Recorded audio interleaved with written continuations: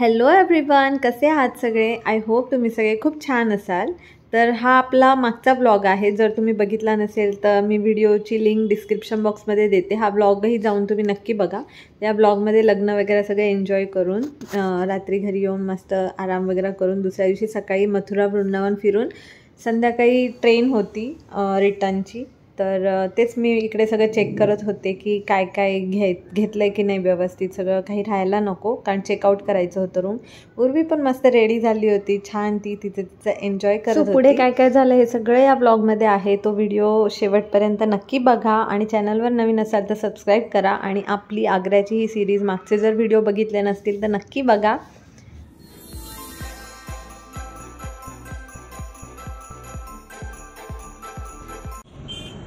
Good morning.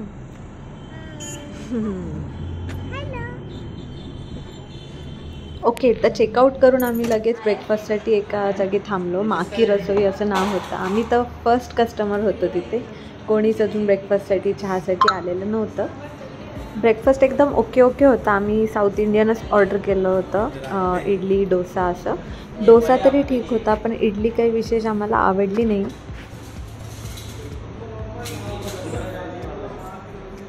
पण चहा खूप छान होती. कुल्लडमधली चहा होती, सो ती टेस्ट खूप छान होती. चहा नाश्ता करून आम्ही लगेच मथुरासाठी निघालो होतो. मथुरा इकडून 51 किलोमीटर आहे असं दाखवत होतं. तर या व्हिडिओमध्ये झालं असं की आम्ही जिथे मथुरामध्ये कृष्ण जन्मभूमीच्या मंदिरात जिथे जाणार होतो तिथे आमचे जे ड्रायव्हर काका होते त्यांचाच एक माणूस तिथे थांबलेला होता, जो की गाईडच होता, जो आम्हाला मंदिरचा पूर्ण टूर करवणार होता. त्यांनी असं सांगितलं आम्हाला की तुम्हाला कारमध्ये इलेक्ट्रॉनिक जे वस्तू आहेत ते तुमच्या कारमध्येच ठेवावे लागतील. सो मोबाईल तिथे अलाउड नाही, लिटरली स्मार्ट वॉचसुद्धा तिथे अलाउड नाही असं त्यांनी सांगितलं. सो मला तिकडे काही शूटिंग घेता नाही आलं. पण मी वृंदावनचं खूप छान शूटिंग घेतलं आहे, प्रेम मंदिरचं वगैरे. तर ते तुम्हाला या व्हिडिओमध्ये नक्कीच एन्जॉय करता येईल. तर हे आहे गुरुद्वारा. तिकडे एक गुरुद्वारा होतं. मी जे काही ट्रॅव्हल करताना जे काही छान स्पॉट्स होते त्याचा मी व्हिडिओ शूट घ्यायचा प्रयत्न केलेला आहे. सो आम्ही मथुराला पोहोचल्यानंतर हे आहे पोत्रा कुंड, जे की कृष्ण जन्मभूमीचं जे मंदिर आहे त्याच्या दक्षिण पूर्व दिशेला हे पोत्रा कुंड आहे, जिथे बाळ जन्माला आल्यानंतर पहिलं स्नान करवतात ह्या कुंडमधल्या पाण्यामध्ये असं म्हणतात. हॅलो, तर आमचं आत्ताच मथुरामध्ये दर्शन झालं. कृष्ण जन्मभूमी खूप छान टेम्पल होतं, पण अनफॉर्च्युनेटली तिथे मोबाईल किंवा इलेक्ट्रॉनिक वस्तू ज्या आहेत त्या अलाउड नव्हत्या. त्याच्यामुळे जसं शूटिंग वगैरे काही घेता नाही आलं. उर्वीला टिक्का लावायचा होता, पुढच्या मंदिरमध्ये लावला. आता आम्ही वृंदावनला जातो. वृंदावन असतं तर, आणि ऊन पण खूप भयानक आहे. वृंदावनमध्ये जातोय जिथे कृष्ण भगवान खेळले होते, रासलीला तिथे झाली, त्यांची लहानाची मोठी. तर तिथे आम्ही आता जातोय. होपफुली तिकडे मोबाईलला लावड असावा. ठीक आहे, चला भेटू वृंदावन. हॅलो, आम्ही वृंदावनमध्ये आता प्रेम मंदिरला जातोय. तर इकडेच आहे समोर मंदिर. हे ते एंट्री आहे. इकडून आतमध्ये आहे का जागा जायला? हा मंदिरचा मेन एंट्रन्स आहे. तर मथुरामध्ये कृष्ण जन्मभूमीमध्ये मंदिरात मस्त दर्शन करून झाल्यानंतर आम्ही वृंदावनला पोहोचलो. तिथून 8-9 किलोमीटरवरच आहे वृंदावन, जवळ आहे. सो प्रेम मंदिरमध्ये आम्ही आलो आणि हे मंदिर 12 वाजता बंद होतं. सो आम्ही पटपट आतमध्ये जाण्याच्या तयारीत होतो, सो दॅट इकडे दर्शन व्हावं आमचं म्हणून. काय लिहिलं माहिती का? राधे राधे. नाही, तर राधे राधे लिहिलेला हा जो टिक्का आहे तो उर्वीला तिकडे मथुरामध्ये मंदिरामध्ये लावायचा होता. सो तिने इकडे लावून घेतला आधीच, एंट्रीच्या आधीच. सो आम्ही पटपट एंट्री केली. सो आता दर्शन होऊन जाईल असं आम्हाला खात्री पटली. सो आम्ही इकडचा परिसर आहे तो आरामात घाई न करता फिरायचं असं ठरवलं. नेमकं संध्याकाळी आमची रिटर्नची ट्रेन होती त्याच्यामुळे, नाहीतर संध्याकाळी प्रेम मंदिरवर खूप छान लाईट शो होतं आणि तेव्हा हे मंदिर खूप सुंदर दिसतं. पण आम्हाला तो चान्स मिळणार नव्हता, सो आम्ही दुपारीच हे दर्शन 12 ते 4 मंदिर बंद असतं, त्यामुळे 12 वाजेच्या आत आपल्याला दर्शन घेता येईल हे आम्ही ट्राय करत होतो.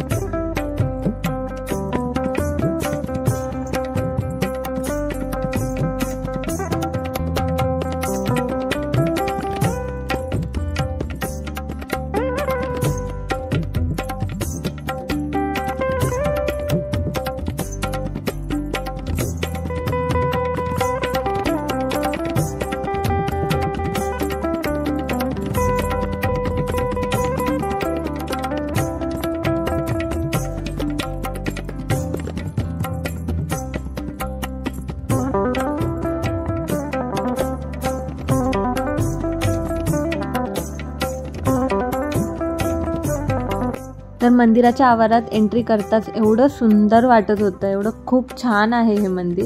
भगवान कृष्ण यांचं पूर्ण बालपण इथे वृंदावनमध्ये गेलेलं आहे, म्हणूनच इथे भगवान कृष्ण आपल्या सवंगड्यांसोबत खेळतानाचं दृश्य मूर्तीच्या रूपात इथे मंदिराच्या बाहेरील आवारात साकारलेलं आहे.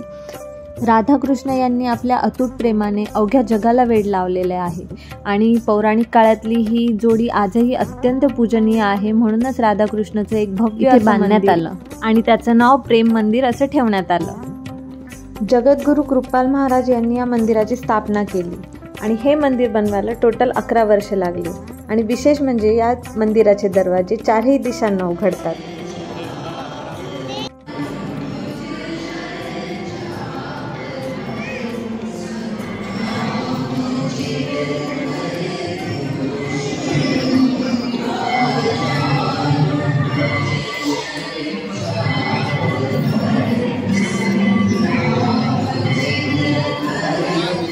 इथल्या प्रत्येक भिंतीवर राधाकृष्णाच्या प्रेमाची कहाणी बघायला मिळते.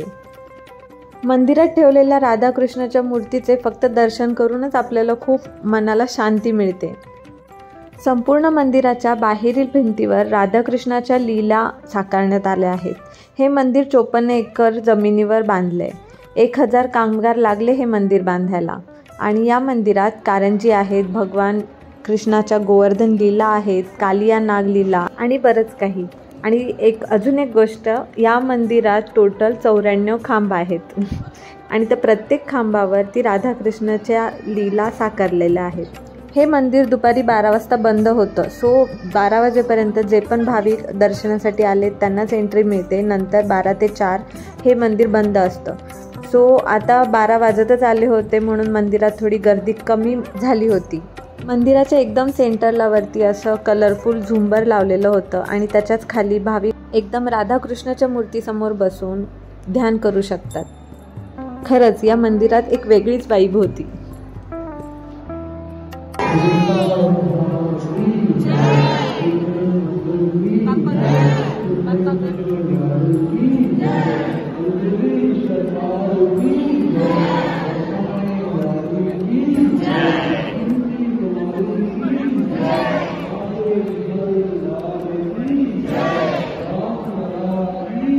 हेच आहे कालिया नाग दिला, जे की मंदिराच्या परिसरात साकारलेलं आहे.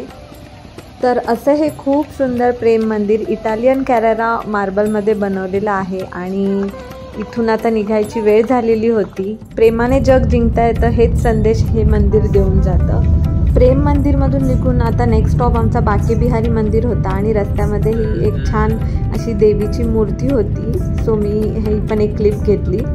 सो आम्ही आता बाके बिहारी मंदिरला जात होतो, बट अनफॉर्च्युनेटली ते मंदिर 4 वाजता बंद होतं. सो आम्हाला म्हणजे मंदिरात दर्शन नाही मिळालं, पण तिथे जाऊन आम्ही एक फोटो मंदिराच्या बाहेर नक्कीच काढला, जो की मी पुढे दाखवलेला आहे. तो तिथे जाऊन थोडा मूड ऑफ झाला, पण ठीक आहे. इकडे बरेचसे मंदिरं 12 ते 4 हे बंद असतात आणि आमची संध्याकाळी 6:30ची ट्रेन होती.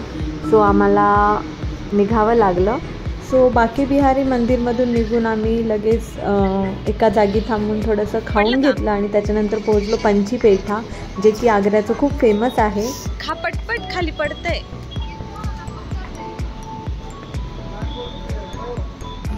इकडे पेठामध्ये खूप प्रकार होते. रासबेरी पेठा, अंगुरी पेठा, अजून बरेच काय काय होते, मला आता नावं नाही आठवते, पण खूप खूप छान होते. आम्ही सगळ्यांनी पेठे पॅक केले, सगळ्यांनी वेगवेगळे घेतले. आम्ही अंगुरी पेठा घेतला आणि रासबेरी पेठा असं 2 किलो असं पॅक केलं आम्ही. आणि लगेचच आम्ही रेल्वे स्टेशनवर जायला निघालो. ट्रेन यायला अजून 1-1.5 तास होता. सो आम्ही वेटिंग रूममध्ये थांबलो आणि तिथे थोडंसं फ्रेश झालो, कपडे वगैरे चेंज केले आणि ट्रेनचंच वेट करत होतो की कधी 6:30 वाजतील आणि आम्ही ट्रेनमध्ये बसू, कारण खूप थकल्यासारखं वाटत होतं.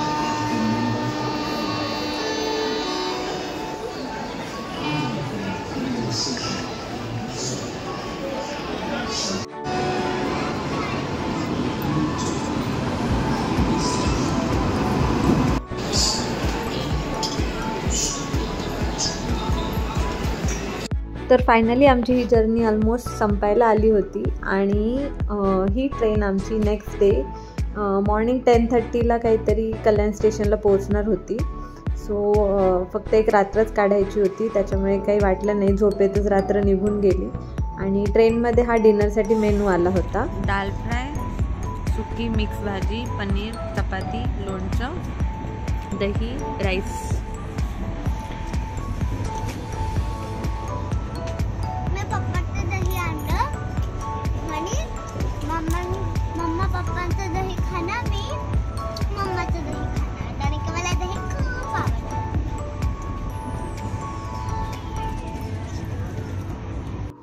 फर्स्ट टाईम एवर मला ट्रेनमधला डिनर हा आवडला होता आणि डिनर वगैरे करून झोपून गेलो आणि नेक्स्ट डे मॉर्निंगला सगळे झोपेतच होते.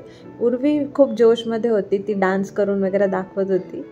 ते गाण्याला कॉपीराईट येईल सो मी इकडे सॉन्ग टाकलेलं नाही आहे, पण दीपावली गली गली असं गाण्याचं नाव आहे, त्याच्यावरती डान्स करत होती. आणि ऑलमोस्ट आमची आता जर्नी संपली आहे, सगळे आपापल्या वाटेला जाणार होते. मी कल्याणला उतरून घरी आणि हे सगळे पुण्याला. सो फायनली मी आता इथे ब्लॉग एंड करते आहे. तर ब्लॉग कसा वाटला हे मला नक्की सांगा आणि चॅनलला सबस्क्राईब करायला अजिबात विसरू नका. भेटूया पुढच्या ब्लॉगमध्ये. तोपर्यंत आमचे फोटोज इकडे तुम्ही एन्जॉय करा. बाय.